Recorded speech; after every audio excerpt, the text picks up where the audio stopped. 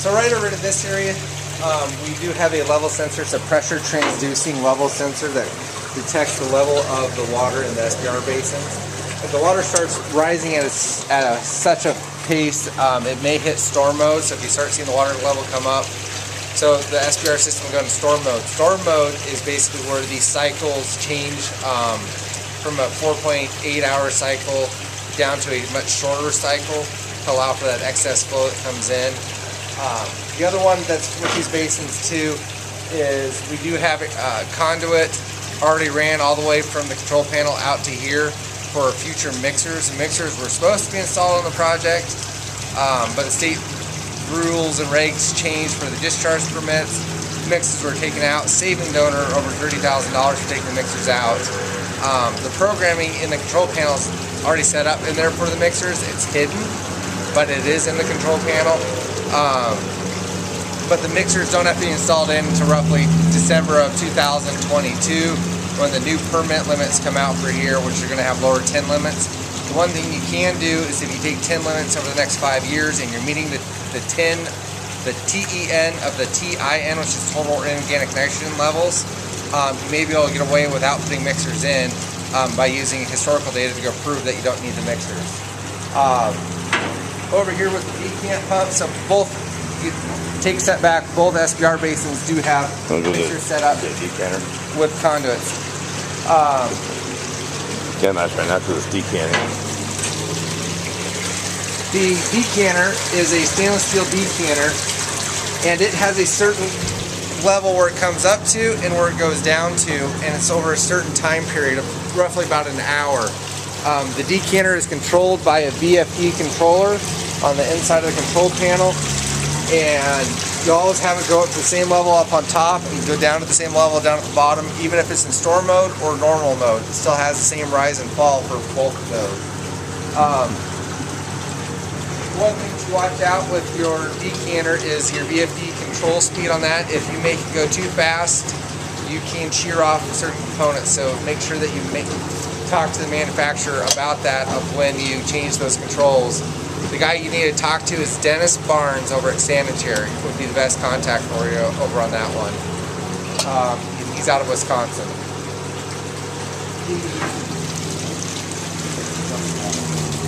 The other one that you have in here is this 6-inch poly line right through here. This is your WAS line, so you have your WAS pumps right down through here. These WAS pumps are flight pumps. Flight is done through Water Technology Group, is your local rep for that. ISI West is the one who represents the whole Sanitary system, but Flight's actually a subsidiary of Xylem, which is part of Sanitary. But your local rep for the Flight is actually Water Technology Group. They're out of the Denver area. But the WAS pumps, what they do is they'll take the mixed liquor suspended solids, the MLSS, and over a certain period of time they'll dump so much of this material back into your digesters. Your digesters will aerate, break down the cell walls, decompose the material, and with the digester decant pumps you have up on here, that decant can then be taken back over into the 2 SBR basins, which concentrates your solids up in your SBR, so you have a higher mixed liquor suspended solids concentration in your 2 digesters, which means that you can haul less out. So depending on what type of operator you have, you can really do it. There's your big cost savings, is operating those 2 components correctly with SBRs. You can make some huge savings on operation costs and energy costs and hauling costs.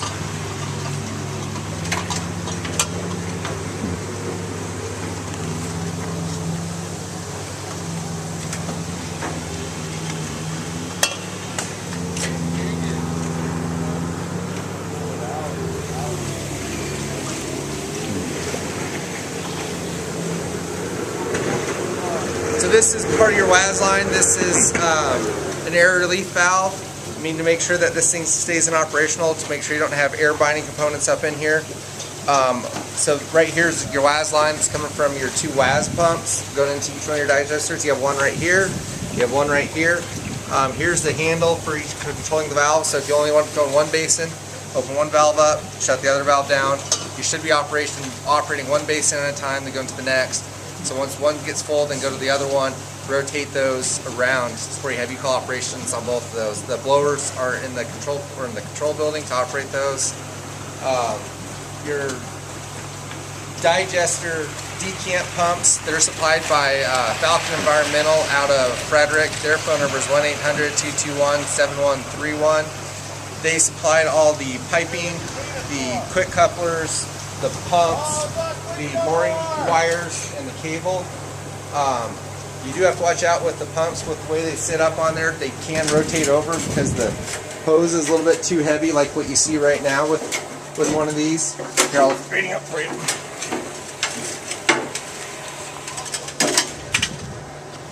So make sure when you start these pumps up that you pull these over to the edge a little bit. It's just one of the downfalls of this, but the pumps are submersible pumps, so they can get completely wet, but just make sure that they're in the correct operating position by pulling up on the hose or the mooring cable to get those pumps up and in good position. The controls.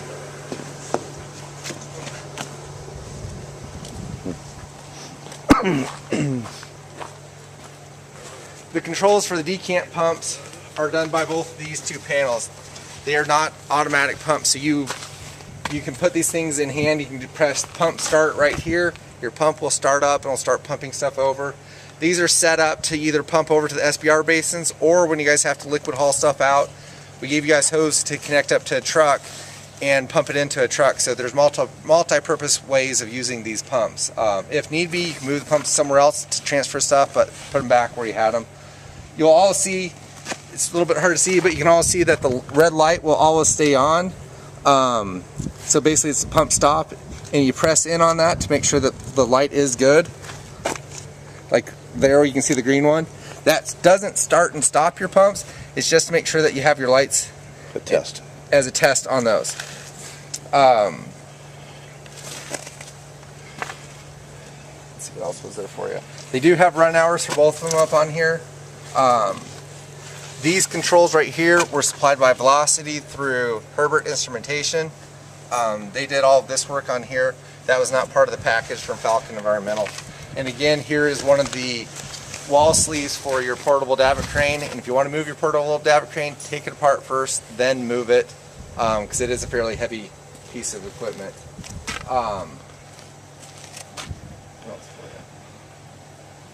Now we're going to go inside the, actually we'll take you on the back side of the control panels for the SBR.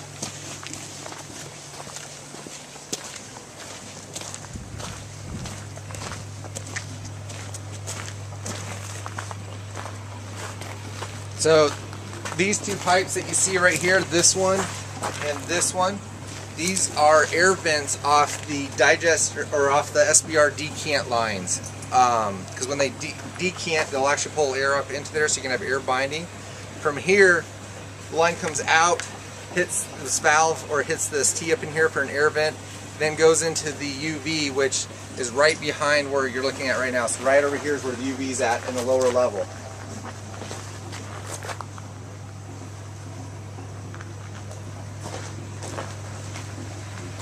As for this area over here, this is your control for your decant number one. For you have off, auto, raise, lower, so it has basically an HOA switch up on here with a hand mode up on it.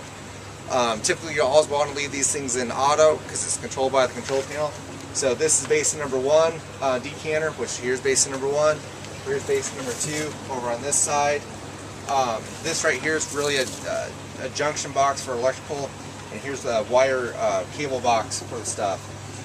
Down through this side of things, these will all be labeled for you, but you have a disconnect switch for a decanter, disconnect switch for WAS pump. You also have a disconnect switch set up in here for the future mixer.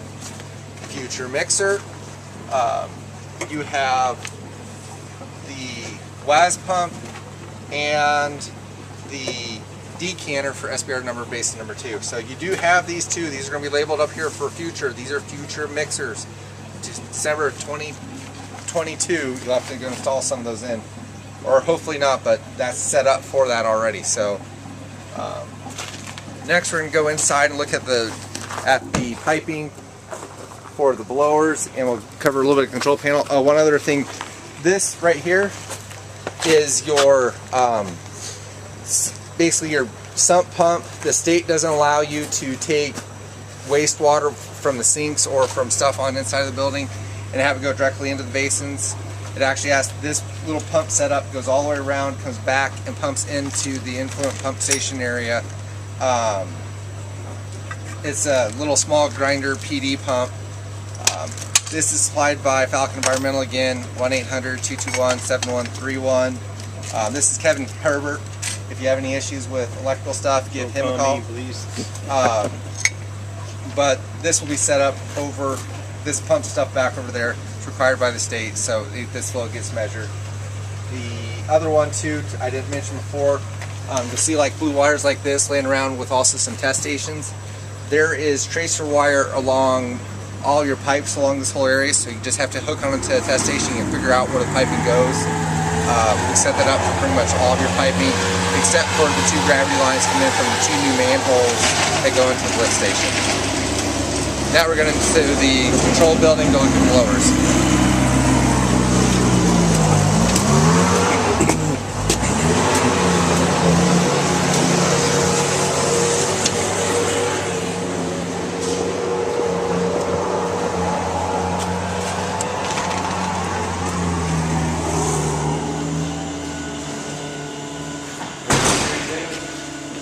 So you have a total of 4 blowers. You have digester blower 1, digester blower 2. Over here you have SBR blower number 1, SBR blower number 2. The way the piping is set up down at the discharge end of the blowers,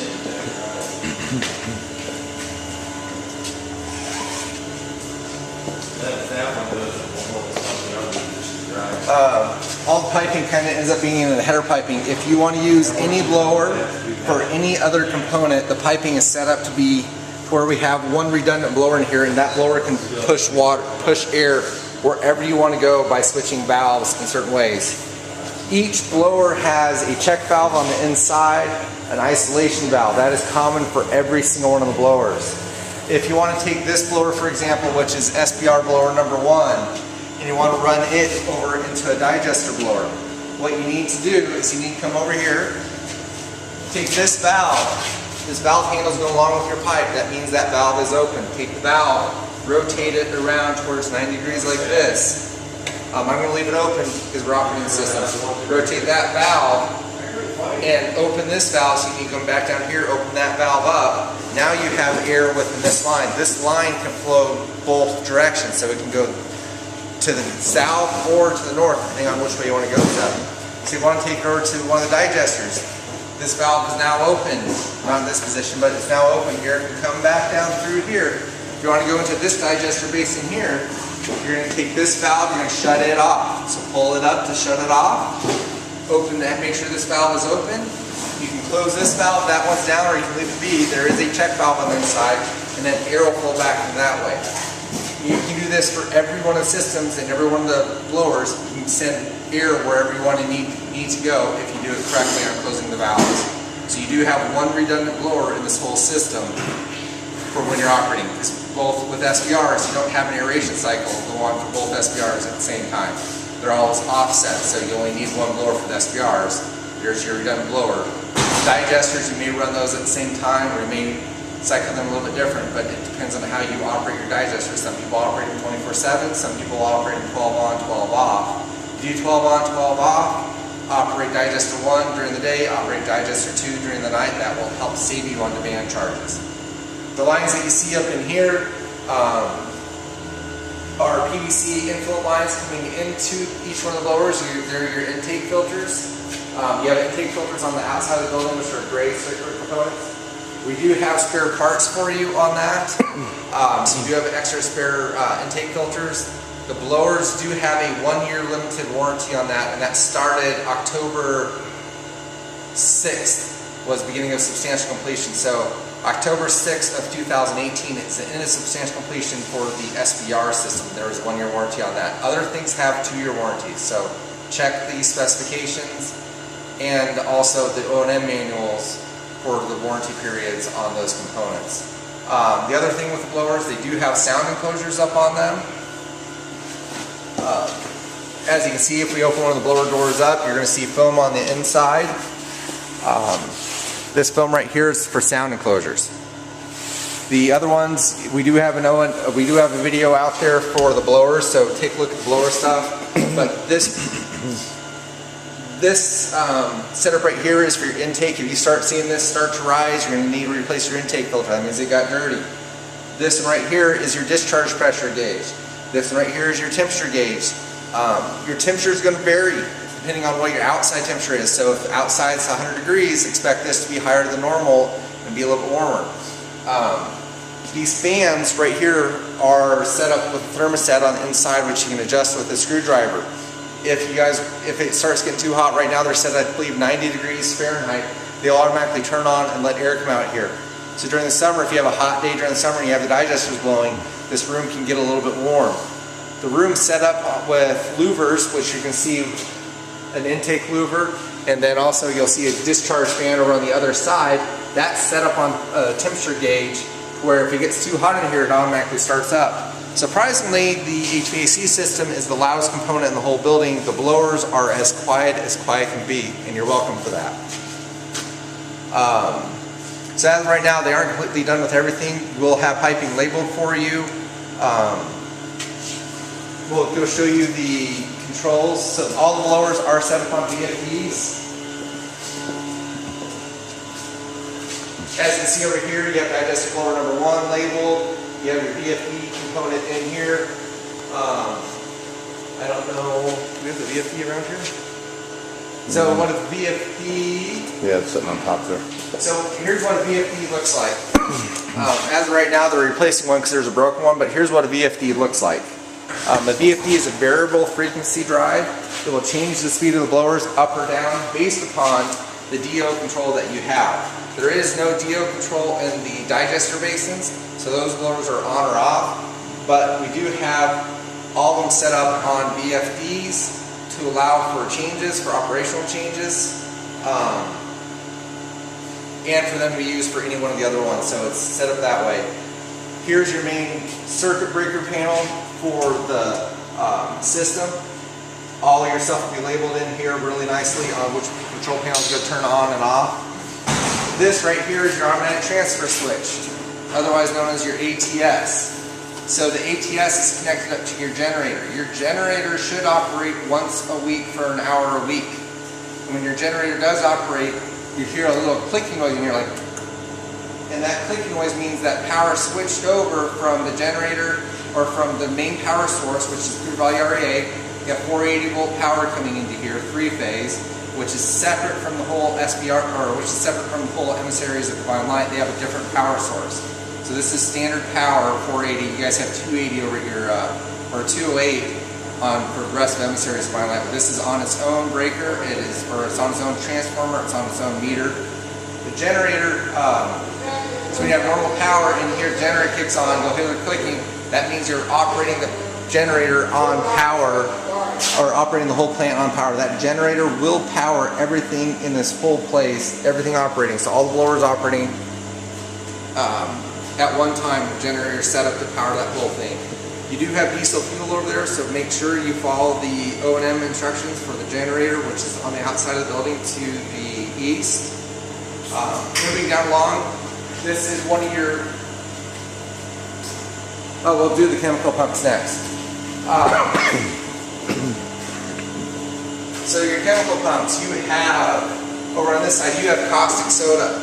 Caustic soda is extremely hazardous to be around. Do not touch this stuff. If you by chance get it in your eyes or anything else, you do have an emergency eye wash station right over here that Bob's ever seen filmed right now. Make sure you take proper precautions. Read MSDS sheets up on caustic. It is has very high pH and can burn you. You'll feel slimy feeling on your hands, which means you have either acidic or basic substance. And when you have that slimy feeling, best thing to do, cold water immediately and then go call for medical help. Cold water, not hot, cold water. So this right here is your caustic pump. These pumps are supplied by municipal treatment. They're Your number up on shown up here is 303-231-9175. Best people to ask for is either Mike or Tim. These pumps are considered a Peristaltic. A peristaltic pump. You do have tubing in here that over time will wear down and the tubing will have to be replaced. You also want to make sure that when you replace this tubing in here, this tubing goes out through this PVC conduit out into the influent flow meter vault. When you replace this tubing, connect other tubing up to it and then pull it out. So you pull new tubing in when you pull the other stuff out, otherwise you're going to have issues. But the conduit's set up for 3 inch for the whole diameter over there, so you should be able to go pull multiple pieces of tubing. The other one that I didn't mention either, there is spare conduit inside the meter vault, so if you ever want to run power over to there for a heater, we already have spare conduit. Again, Kevin with Herbert Instrumentation set that stuff up. If you have any questions, you can give those guys a call, or Velocity. This pump right over here is your Allen pump. Allen isn't as bad as what caustic is, but if you do by chance get on your hands, wash the stuff off, read the MSDS sheet up on that. This is supplied by the same person. Allen is used to control the phosphorus levels in the effluent of the wastewater treatment plant. Caustic, the reason why you add caustic is pH control. You want your pH to be at a certain range, which can be found in the operation and maintenance manual of the SBR system. If your pH goes too low, you aren't growing the nitrogen bugs that you need to meet your total inorganic nitrogen limits. If your pH is too high, you kill all of your bugs. So it's very important to know what your pH is. pH has to be monitored by hand. The pH probes that we had on this, due to value engineering, were taken off. It was a $30,000 savings to the owner on that site for taking those components out. If by chance you ever decide to put them back in, change the control panel there, and then you can have these being controlled by the pH coming in and by the pH in the basins, and then that will automatically control these little pumps. One thing that is unique with these pumps have its own PLC inside of them. So basically they can receive a flow signal, you can change the concentration, change the speed rate on these pumps at this component right through here. Over here, I forgot to mention this was the lift station control panel. See the little LED light on here? This is just for the lift station.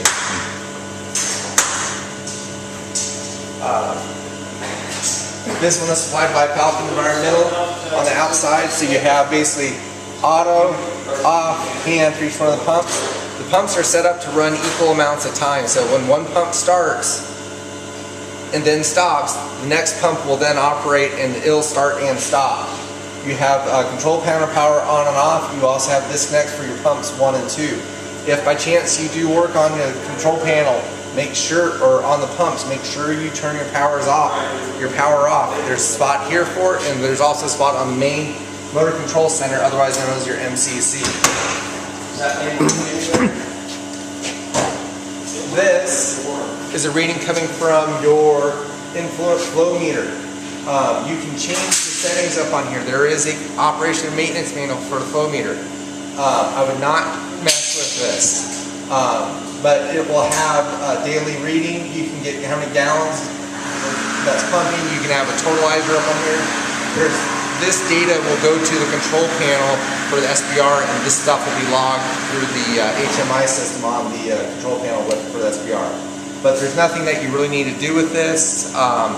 Refer to the operation maintenance manual for this one.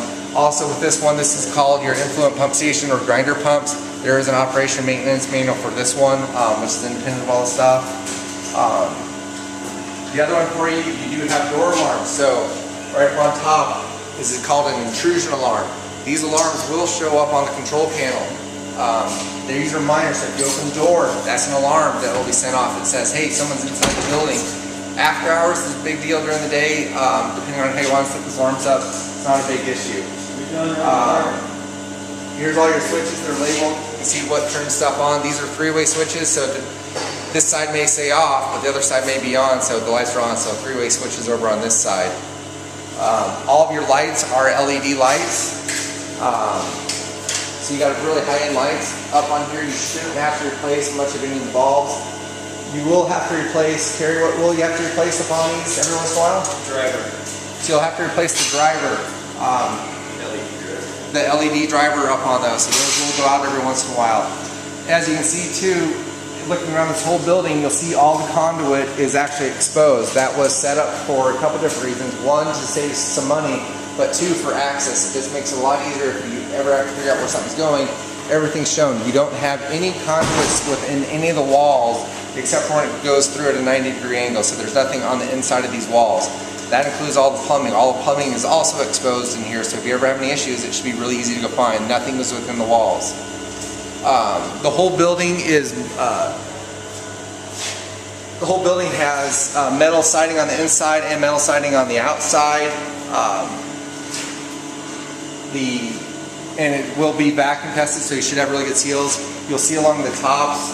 You'll have seals along the tops of the buildings. Make sure that you don't have anything else in there. Make sure you keep the doors closed to keep mice and varmints out of this area. This right over here may seem like a little odd to have it here, but it's where it ended up being. These are completely waterproof, so if you get water on them, don't worry about it, they're fine. Just make sure you take care of yourself, use emergency eye wash as needed. All the piping in here will end up being all PVC. The hot water piping ends up being CPVC, which can handle the higher heat.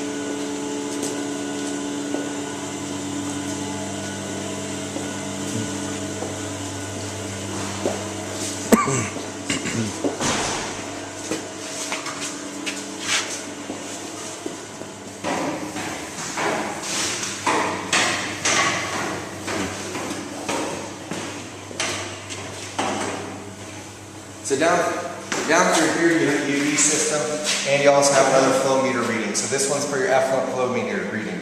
Because you have variable flows coming out of here, the state requires you to have an influent and effluent flow meter. These are both by Rosemount. Your effluent flow meter is right over here on the back side.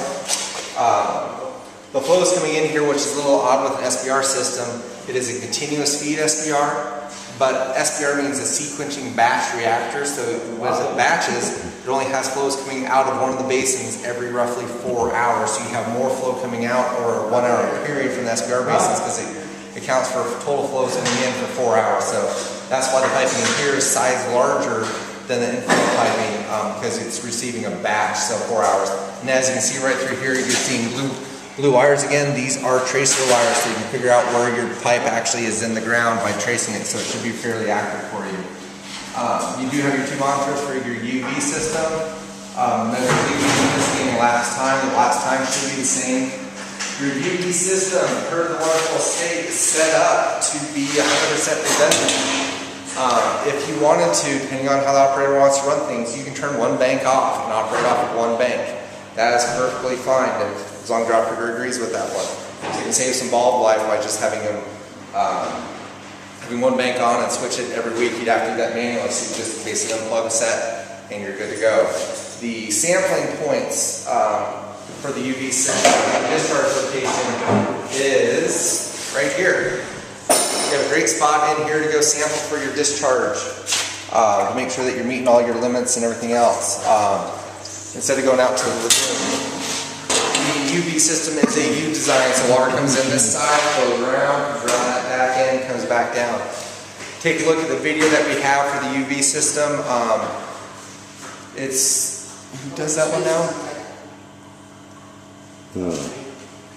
Hopkins. It's Bill Peretti and Jason with Hopkins. They represent this stuff. But the biggest one for UVs, make sure your bulbs are clean, your covers are really clean for it. UV for the most part is fairly simple. You do have spare parts. Check out the O&M for that. You do have a UV wrap holder for modules. Make sure that you all wear eye protection for those components. The other one, you do have a heater in here. You probably won't have to go use it very much. And the other one, the HVAC system is set up in here, is based upon humidity, not temperature. It's based upon humidity. So if it gets too hot in here, it'll start blowing some air, in here for it to decrease the humidity. And you have an intake louver, so up on there. So that's all controlled by the humidity levels within this building. The stairs that you're going to see in here, these are all aluminum stairs. There's not much you have to go do with those. You will have dirt fall down below, so just try to keep that stuff clean. What other components for you? Hot water heater. The hot water heater down through here, there is an operation and maintenance manual on the hot water heaters. There is a disconnect switch right here for it, so do work on it. Shut your disconnect switch off when you're working the hot water heater. This is running potable water in on this building. The potable water comes right off what they call the farm road, so where this road interconnects with the farm road. We connected up to a black PVC poly pipe, which isn't the best, but we did connect up. That's what they had out there at the time, so we did connect it up. There are good fittings out there to hold that stuff in there. The lines will be labeled a little bit differently. You can see that this is a light color PVC. That is a CPVC. CPVC is set up for hot water temperature. Over in this area, this tow spigot right now can run hot water or cold water. This line down here that you see with my foot, this right here is a little bit darker gray PVC. That is actually a standard Schedule 80 PVC, and that's set up for cold water. It can handle a little bit of heat, but not as much as what the CPVC can. The ball valves are also CPVC ball valves for hot water. You do have a bladder tank up on here to keep the water from going up and down. This line right here,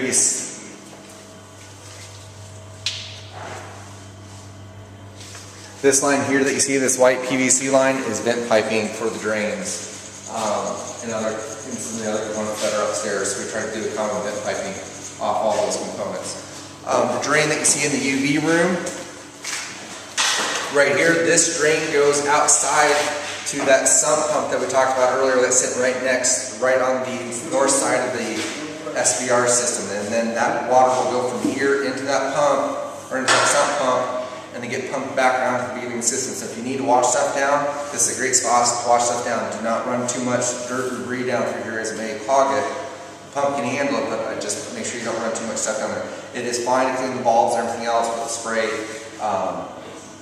components. Make sure if you do that, make sure all these components are shut, closed. Try not to spray your electrical breakers. But for the most part, this should be a fairly clean room for everything. If by chance you need to, you can always go to Walmart or Home Depot to go pick up lime away if you run out of stuff to go clean the bulbs with. Lime away does work, but you do have to work at scrubbing those bulbs. Which is also covered on the which is also covered on the operation and maintenance videos of the UV and in the operation and maintenance manuals. What else? You do have an exit sign up in here. Emergency backup lights are set up in here. Overall maintenance of the building, you aren't going to have too much besides wash it down every once in a while.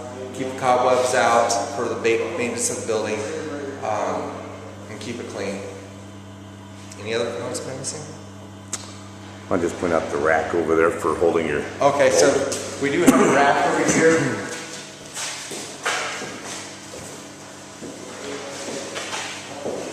You do have a rack over here, so we're going to lift these modules out.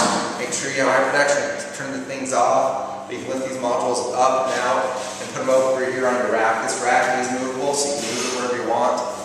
You can spray the stuff down, get down, and these modules, when you pull them out, are unbalanced. So this side, with where the red lights are on, that side is heavier than this side. So when you lift it up the middle, one side is going to be heavier than the other. So watch out when you do that component of it. The UV system does have drains on it, so if you need to drain it and go clean it every once in a while, you have to do that. So you can do that, and it will go into the, it will drain into 1 or 2 drains over here, so you should be good on that end of things. Make sure you turn power off when you go do some of those components. And you can easy time to